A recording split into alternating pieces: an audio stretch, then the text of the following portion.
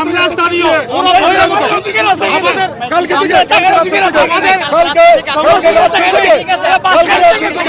আমরা vote barricade থেকে কিভাবে দেখবো ভোট ব্যারিকেড হবে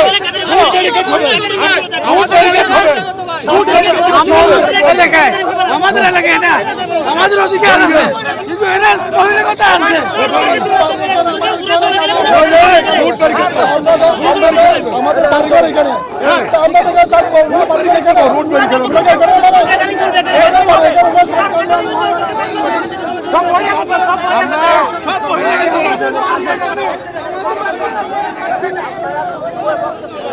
চাকসু নির্বাচন